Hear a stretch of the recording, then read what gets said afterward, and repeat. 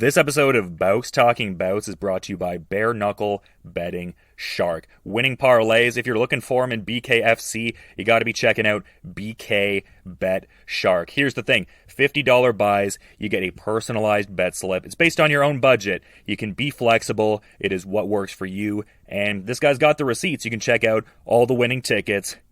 You can peep them, and you can do so at Bare Knuckle Betting Shark. Check him out on Instagram and get with it.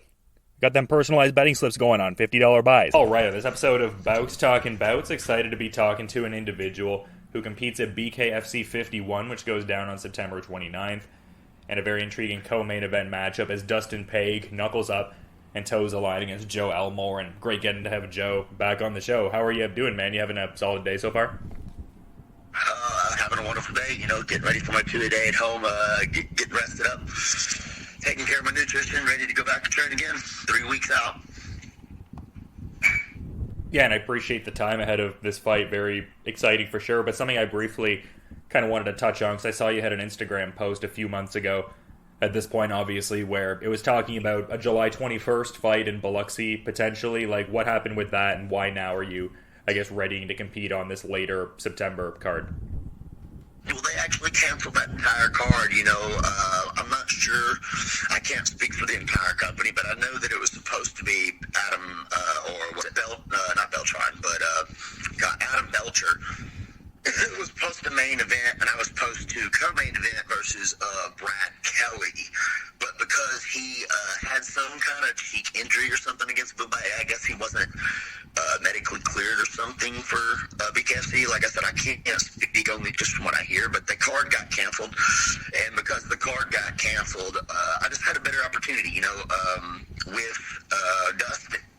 And this card came up, and it was an option to fight Brad, but I do believe Brad Kelly has a fight sometime in the next couple weeks with Dean Toole and Bare Knuckle MMA. And Dustin was supposed to be my next opponent after Brad, but he's in the top 5. I've taken a year off, but I've been training, getting healthy, not really off, putting in lots of sparring time, and really it makes more sense for me to fight the top 5 in the world on BoxRec, go ahead and get back in the top 5, and then I can start talking to Go-Go and getting my title or a number 1, number 2 if they want me to fight somebody else. And it just puts me back in title contention in the top 5 in the world after being inactive for almost a year now. Yeah, it seems like you're really looking at this fight as like something that can vault you to like fighting that top 5 ranked opponent within BKFC, and you also mentioned the ranked guys on BoxRec as potential opponents. Like, do you see this next fight as one that could really vault you towards that tier there? Well, I was number 5 in the world when I left, and over the last year, there's been a lot of guys. It's been hard to get me a fight. There's guys that don't want to fight me. My division has really grown over the last year. There's been guys that have got, like, back-to-back fights, what I did when I was first there, when I knocked out Will, and I went and I beat Tom and got Fight of the Year, took 2 months off and fought again a main event versus him. So that's what I'm trying to do now. I took that time off with, I got my contract going.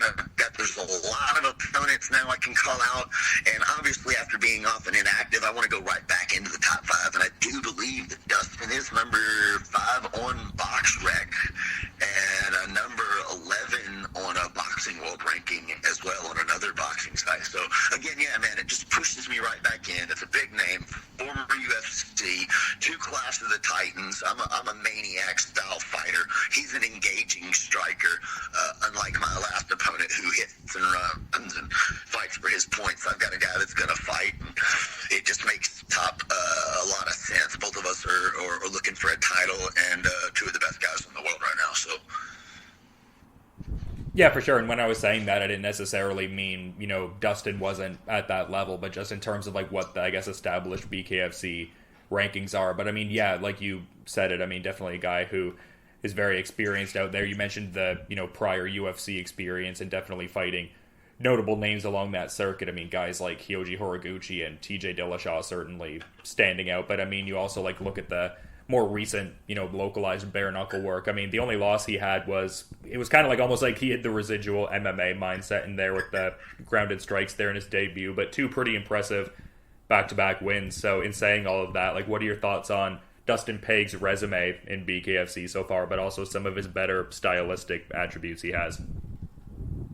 I mean, he's a soldier, a warrior. You know, a lot of respect to him. I can't say we're like best friends, but we're good friends. You know, we met in South Carolina. I kind of got on his corner's nerves. I guess I was loud in the back, getting my guys hyped up. Clash of personalities, but afterwards we hung out, man, and I got to know him. I've always seen him fight. I respect his style. In my head, he's 3-0. You know, it was a mistake that he made by hitting the guy on the way down. They had to be strict on it because of all the fouls and just trying to make it. It is what it is. You know, we're not doing MMA anymore. Unfortunately, it was something he learned from. But man, he's talented, dude. He's gonna. I've seen him get dropped in his last fight, get right back up and destroy his opponent. I can't remember his opponent's name. It's from my mind right now, but so he has resilience. He has power. He has the ability to get down, get back up. Yeah, man, I'm not underestimating him at all. When I say I'm looking to defeat him and get to the title, I'm actually excited because he is a dangerous opponent. Somebody that when I do defeat him, it's another notch of good name on my resume, and I'm beating a top-ranked fighter, not some unknown guy to people in the world. He actually has established himself in BKFC, not just a guy coming from the UFC to try bare knuckle. He's an actual bare knuckle fighter, so it's a good matchup, and it's just good for both of us. Lots of talents on both sides, and again, just a good clash in my head. Perfect fight. Yeah, I mean, I would agree with that sentiment. You kind of referenced Connor Tierney a bit ago, like that fight there, and it seems like the mindset is even different from that last one compared to this one, in as far as it seemed like you were thinking Connor was going to come out there and underestimate you in a certain regard. Like, I haven't talked to Dustin quite yet. I'm going to talk to him in a couple days, but even like doing the research and what I can glean from social media, it seems like he's very much not underestimating you, so even kind of a different mindset and dynamic in this one, it seems like.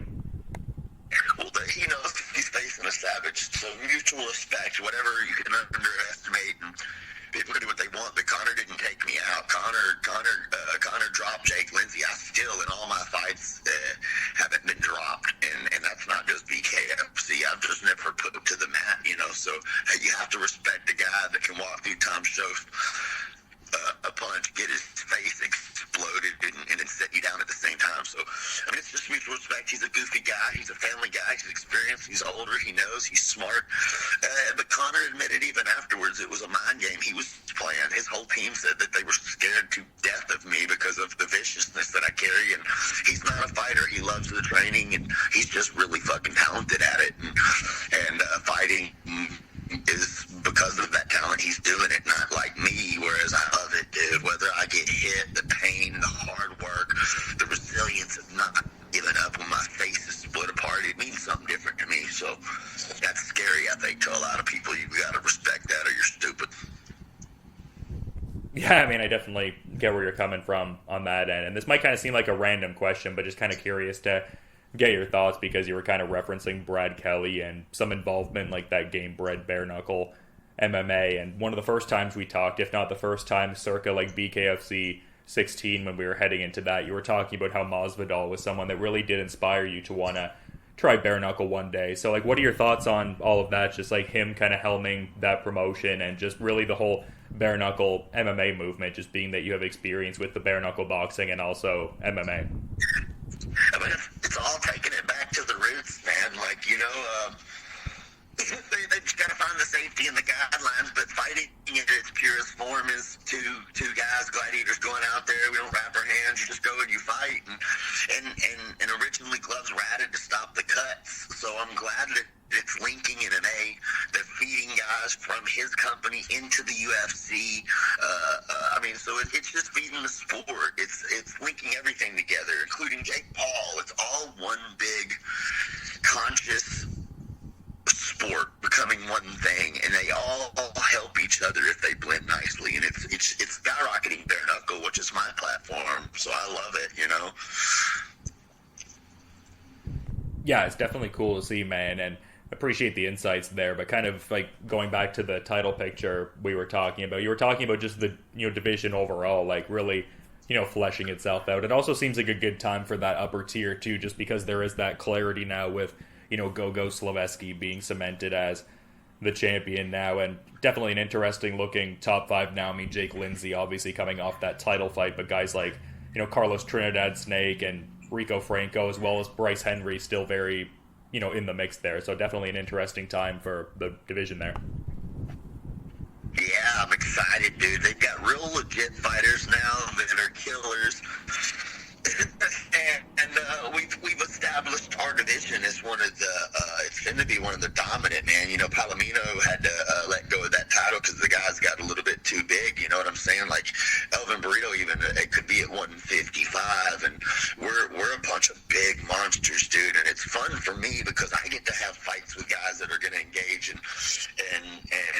it just makes the mix fun, dude. Whether it's Franco or it's Go-Go or it's Jake. I mean, God, it's every other Friday. Fights, a lot of rematches, a lot of money to be made for us. Win titles, lose titles, dude. We got some monsters, so it's going to be fun to see how it all plays out. And what you mentioned, those are my biggest competition. I already know I slide in them Snake and all those guys, the ones you named, are the top contenders in my book, regardless of where they're ranking. Who's coming? I know I see talent right there. Yeah, just such an exciting weight division. Definitely, great to see you back in the mix as well. In saying that, and just kind of talking about, certain memorable wins you've had, like you were referencing earlier, like the rankings level you were at prior to taking a bit of hiatus to recover, but just, we're really approaching an important anniversary soon as of this recording, just being that it's very close to that 3-year mark that you had that, pretty classic fight with Tom Schoaf. I think it's pretty safe to describe it with, that kind of language there, and just with the recent news of Tom Schoaf deciding to, retire and kind of ride off into the sunset in Bare Knuckle. Just, can you offer some thoughts on just that BKFC 12, fight that you guys had that was such a classic, and then also, as an extension, the recent Schoaf retirement announcement? Yeah, I just posted a video actually of him saying one of the most defining moments in his career was the fight with Joe Elmore, because I put him down and he felt like some people said he won that fight, even though I won 4 10-8 rounds. But the truth is we won the hearts of everybody, and it wasn't about the win or lose. He said it was the most defining moment in his career. It was one of the most defining moments in his career, and that's why my rap song says, "Welcome to the Joe Show."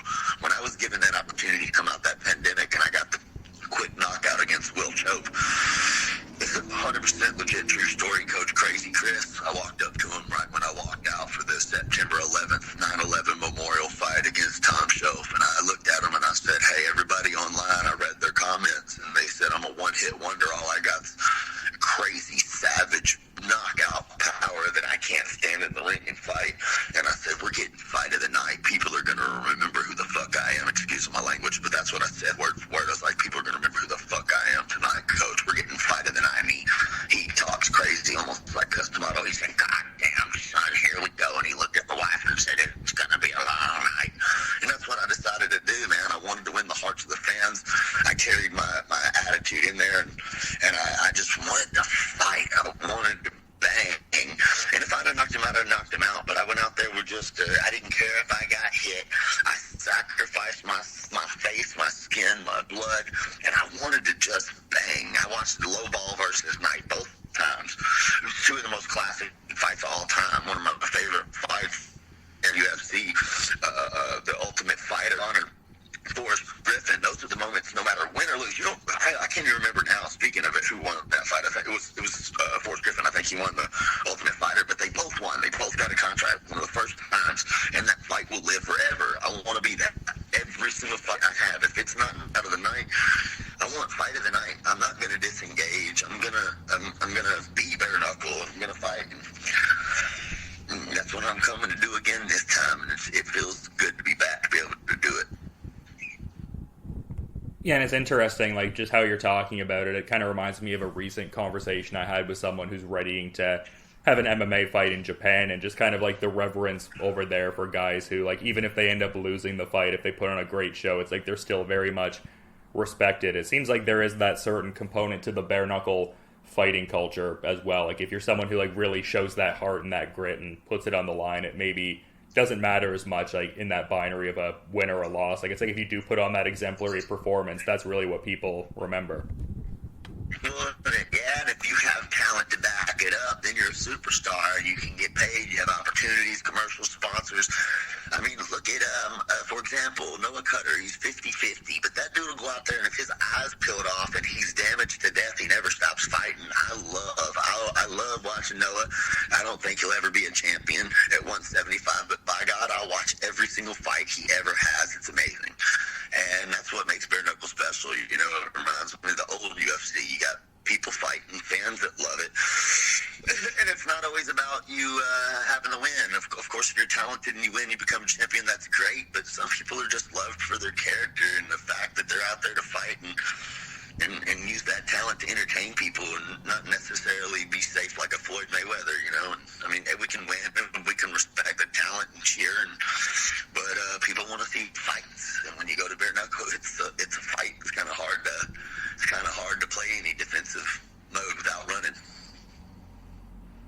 Yeah, and just this return is interesting because it seems like you add like different facets to your approach each time you see you out there, and just with it having been a bit over a year now, it's just curious because, I mean, you talked about how as much as you're, fixing injuries and things of that nature, just actively getting in that work on the side, but I would think that the, I guess, analytical side of it, like the way you look at the sport, has perhaps changed a bit. Is that a fair way to characterize where you're at, or is the approach, like in terms of the mentality and everything, largely the same? Honestly, the evolution of the sport, yes, I've evolved because I was helping build it and bring it back. You know, there was only 10 guards before I got on my card, and how many cards is it now? Is it 50 something? So it's like they've got the rules established. We've got actual, the top 15's not because there's only 15 people. There's 40 people in a pool, and there's 50 other people trying to come in this contender series, and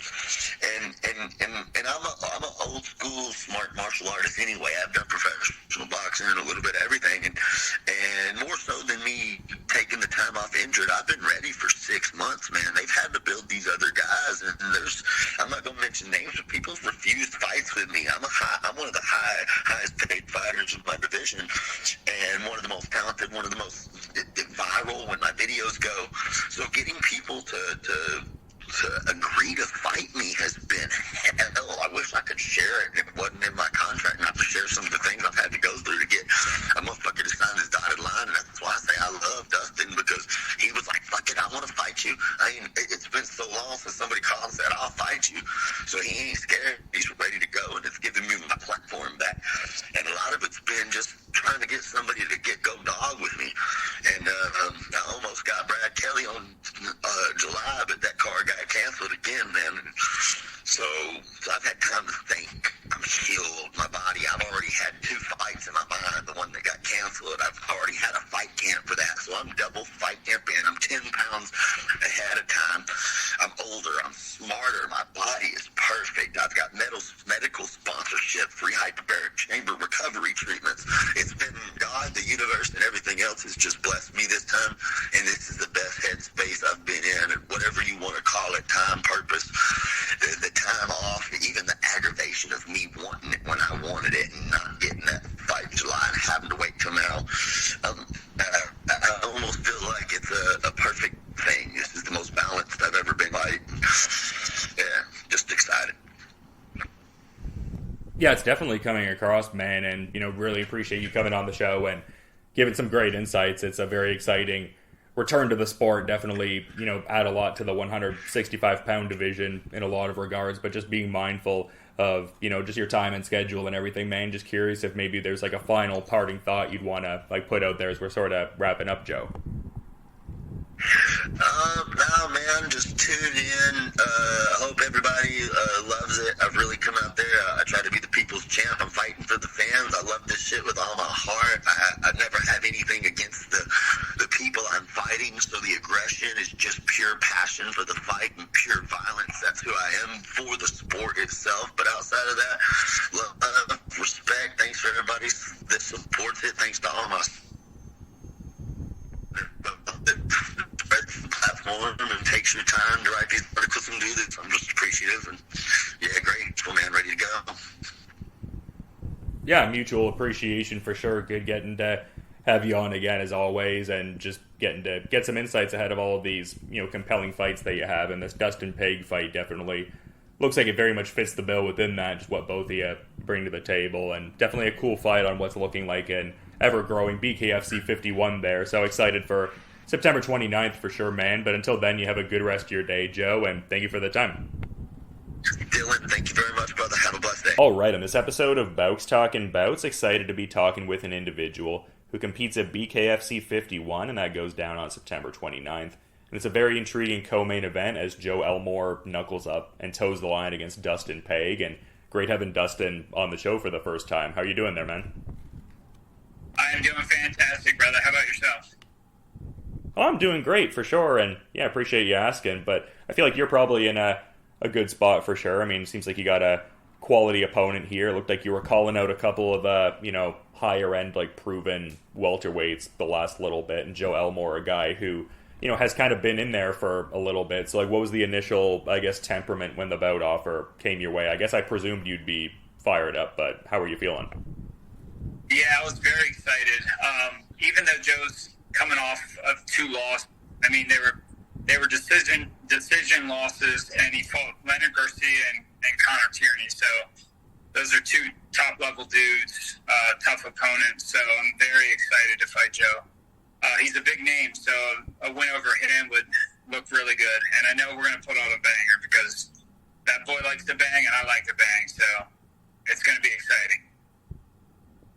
Yeah, I mean, I feel like this is one of these fights that, doesn't have a chance to be anything other than a strong fight of the night contender, yeah. Yeah, I agree. But yeah, I mean, obviously not overlooking this fight because it's a, tough opponent, established opponent, as we've said. But, I mean, I did mention some of the people you indicated interest in fighting. I mean, I would think that if you get your ideal outcome in this one here, it could maybe facilitate getting in. There was some of these guys, some of the names you've mentioned, like Brito, Trout. I saw you also mentioned Rico Franco at one point. So I would think that perhaps a fight like this could, jettison you towards something like that. Not overlooking Joe, obviously, but if you get your ideal outcome. Yeah, absolutely. I never overlook opponents, even if it's heavily favored to me for victory. I know the fight game. I've been doing it since 2005. I've been fighting actively. So I've lost to guys that I should have never lost to. I beat guys that no one thought I could beat. So that's the fight game. All it takes is one good punch, especially in BKFC. So everybody's got a fighter's chance. So I'm certainly not overlooking Joe. He's a very tough guy. He's going to be hard to finish. And his big old blockhead is just going to keep coming. So definitely not overlooking that. But in a perfect world, I get this victory. And, any of the top 3 guys. Some of the people I mentioned are not even on my radar anymore. Brito, I just don't think he's a high caliber like he was built up in the earlier BKFCs. I want, Franco would be an awesome fight. I think that would be a good title contention fight. I actually think he's a better fighter than Gogo. I think he'd be a tougher fighter than Gogo. So if I can just skip over him and go for the belt after this victory, that would be ideal. But, it's in the hands of the matchmakers, BKFC, Dave Feldman. So I'll be happy with anything. But my long-term goal is to have that belt. So whatever path I got to take to get there, I'm all down for it. Yeah, just such a cool path, though, because, I mean, you were talking about your wealth of experience in, several combat sports, but just your, localized BKFC journey I find very cool. I actually didn't know until I did some backgrounding on you and checking out some interviews that you were actually, at that first BKFC show in 2018, and, your buddy Johnny Bedford was, debuting there and all. Can you give, the recollections of, being at that first BKFC show? Because it seemed like you really fell in love with it and really wanted to get things going in that sport. Yeah, so I wasn't actually at the venue. I watched it live, but I wasn't at the venue. So I was scrolling through Facebook, just chilling the one day, and that's at the point in my life I thought I was done fighting. I just didn't have the fire for MMA anymore.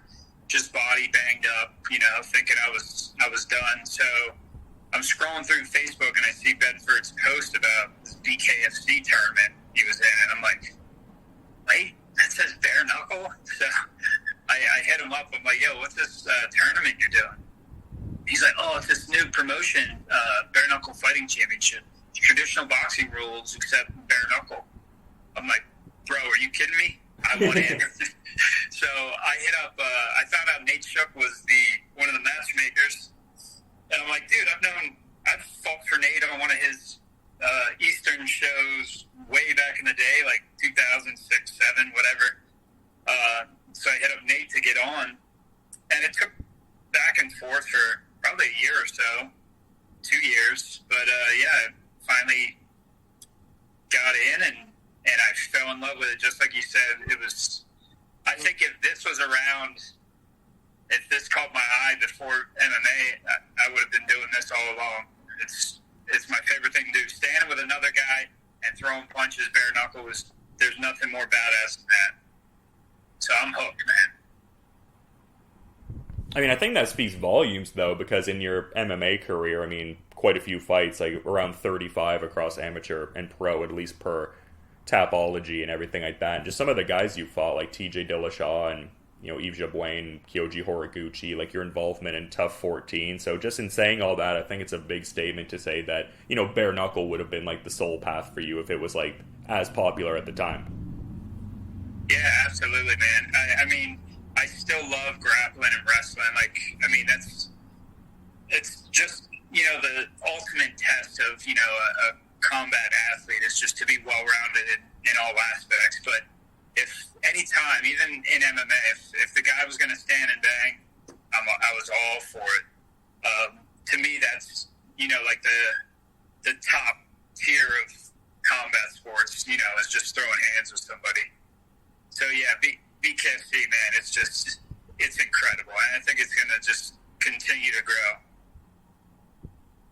Yeah, I mean, I definitely agree, but just curious to, you know, get some insights, because I mentioned the wealth of MMA experience, but I also saw you had a pro gloved boxing bout before getting into BKFC. Like, as much as this is like a new sport altogether, like how many, I guess, transferable elements could you take from your MMA and I guess boxing game, and I guess how did you have to amend your game for, you know, bare knuckle as like a second part of that? I didn't have to amend too much because I always felt most comfortable on my feet and throwing hands. So I think that's one of the arts that kind of felt more natural for me. Even at a young age, before I was fighting, I enjoyed boxing with friends and street fights here and there. I always realized that my speed in my hands, powers, you know, it just came natural for me. So there wasn't a huge transition from MMA to now. I think I still focus on a lot of my strong points with my stand-up. And just, you know, little tweaks here and there as far as going from MMA to boxing to bare knuckle. There's really not much difference for me, minus, you know, just conditioning your hands to be able to hit something bare knuckle, which I think that's a hard thing to train with. You just kind of take off the gloves every once in a while and condition those hands. But yeah, very similar training. And the only great thing is now I don't have to focus on so many different arts. You know, I don't have to spend, you know, 4 hours at a gym working on grappling and then wrestling and then a combination and then throwing hands and kicks and elbows and all different techniques. You know, I got one focus, and that's my boxing. So that it definitely makes training a lot easier. And I would think that there'd be some excitement coming with the, I guess, relative rate of activity this year, just seeing that the first two BKFC fights were 2021 and 2022 respectively, and just readying for like the second BKFC fight of the year. I think you'd be happy about that. Absolutely, man. That would be incredible. Yeah, no, it's just great to see. Like, I'm just been seeing some of the articles. Like, it just seems like, just, I mean, what you've said, like describing this sport as like your cup of tea and how it's really, I guess, just fired you up and everything. So very much love to see that, and curious to get some more thoughts on your upcoming opponent here, because I mean, he's very much someone too who, you know, brings a lot of fire to the competition as well. Like in terms of some of his better, I guess, stylistic attributes and I guess thoughts on his, BKFC resume, like what are your thoughts on those two things, like in terms of X's and O's in the ring and just overall resume in BKFC? Like what are your thoughts on Joe Elmore? Joe is a tough guy. He has what it takes to be a bare knuckle fighter. Even outside the ring, like he's an entertaining guy, so he brings a lot of views, a big fan base, just because he's an entertainer. And when I first saw Joe, I couldn't stand him. But then we hung out at my last fight in South Carolina. I fell in love with the guy. He's a great dude. He's got a good heart and a giant head. But as far as his fight technique, and he's got toughness going for him. That's one of his best attributes. And it appears that he hits hard, but I think he just lacks technique. I think he lacks movement. I think he telegraphs a lot because he's always looking for that big knockout punch. So I think a lot of movement, feints, the in and out game and angles is like his kryptonite. I think that's going to be hard for him to fight somebody like me, who's just as tough. I can take a hit and keep on trucking, but also have that movement and the speed. So I think it's going to be one of his, probably the toughest opponent he's faced is going to be me. Just a cool facet of this fight too. Like it doesn't seem like there's any like contrived kind of, banter going back and forth. Like it seems like you guys have like that level of respect for each other. Like I talked to Joe the other day and just very similar kind of almost like mentality that you have, just like that respect very much being there, but also just really that fervor to want to compete. So yeah, I'd love to see it. Yeah, we're definitely cool with each other. I mean, we talk on the phone now, and we're scheming some things that just really blow this up. But we do like talking shit back and forth to each other. So I told him that, I don't know if you saw my comment, I think God made his head so big so he can fit the dream of beating me inside. Oh, damn. No, I didn't see that. That's good. Yeah, he's a good dude, and we're having fun with this. But come fight night, we're both going to be focused on knocking each other's heads off. The friendship is going to be put on pause for, 5 2-minute rounds.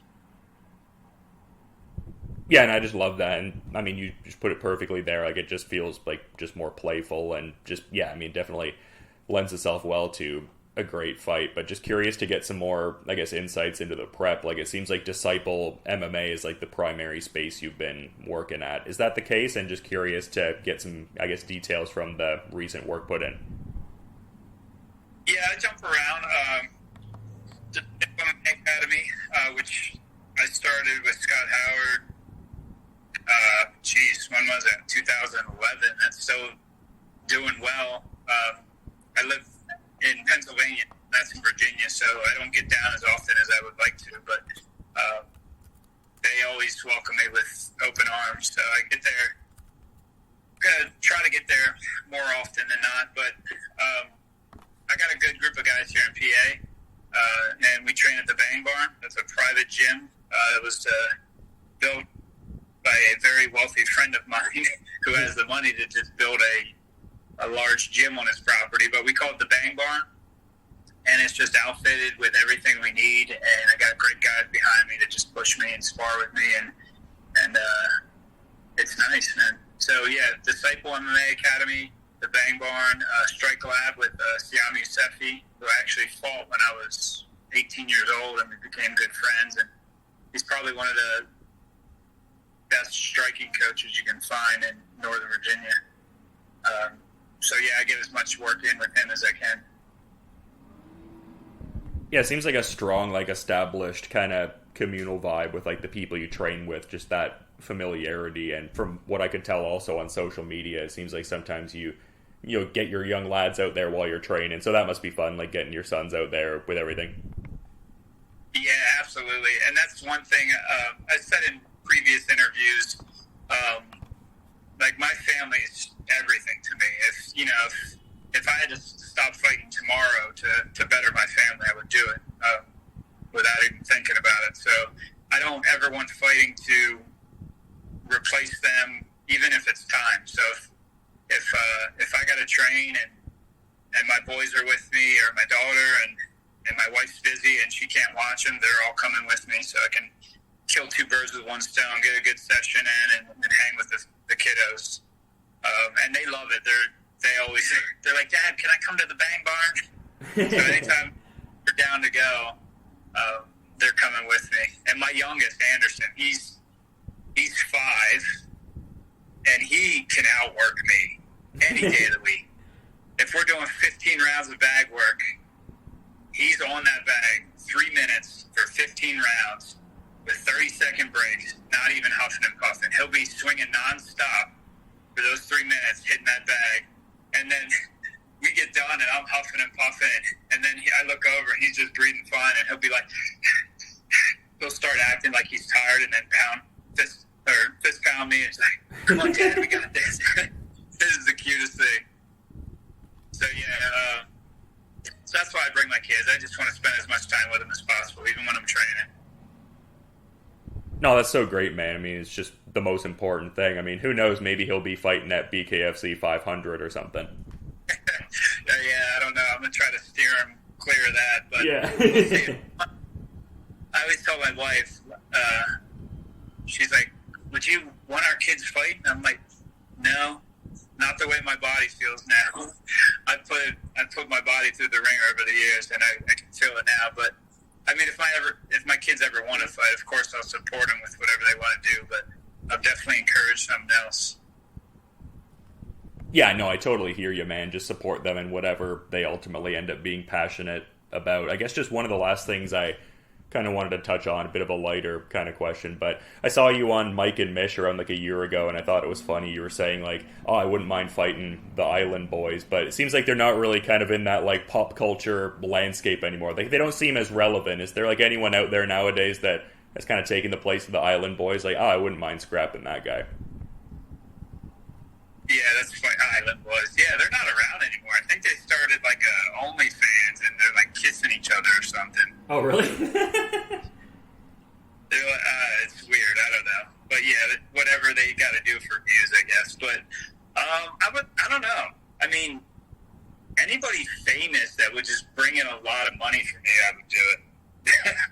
Like, you name it, I'll fight them. Like the whole the Bryce Hall thing. Like all these. It's comical to me, like, that these influencers, like the Jake Pauls of the fight world, like, it's comical to me. It kind of frustrates me, like, you know what I mean? Like, kids and adults that fight so hard and train so hard to get to top promotions, top level of the game, and then you got these guys who make millions streaming a video game or, you know, on the internet, and then they get a free pass because of their name and their wealth. So it's a bit frustrating, but I'd take any of those guys on, you know, on a day's notice if I can bring in the money, for sure. So I don't have anyone specifically in mind, but Dylan, you name somebody, I'll do it. I was just going to say, you mentioned a curious point, because combat sports, I mean, it is one of those sports that can kind of, you know, do stuff like that. Like, you don't really see that in, like, team sports, for instance, like, where it's like, I don't know, you get, like, a bunch of celebrities, like, oh, we'll make a football team, and then they have, like, precedence over the NFL or something. Like, it's like, you just don't see that. Yeah, it would never happen. Could you imagine, like, a famous musician or something? Like, hey, I feel like playing for the Philadelphia Eagles. And they're like, oh, yeah, you got a lot of views, or a lot of viewers, a lot of fans, a lot of money. Yeah, suit up, buddy. You're like, it would never happen. So yeah, it's frustrating, but you know, whatever it takes to get new views, you know, more fans, more money. I guess you got to sell out at some point to make it. Yeah, I mean, just hopefully these, like, undercard guys or some of the guys in the other featured fights are getting compensated. I guess I sometimes just kind of look at it through that lens, like, well, I mean, it's kind of a sideshow, but at least some of these other guys who are grinding are getting paid, I guess. Yeah, absolutely. But yeah, it's been great getting to talk to you, man. Been wanting to have you on the show for a little bit. Been watching you fight for a while, no doubt. But just, echoing that sentiment from before of wanting to be, conscious of your schedule, man. Just curious if there's maybe like a final parting thought you'd want to add as we're wrapping up here, Dustin. Yeah, man, I appreciate you having me on. Anytime, hit me up, buddy. I can make myself available. I love talking with you guys. It's definitely cool. No real thoughts, man. I just hope that you catch this next one and you get to see me rip Joe's giant head off.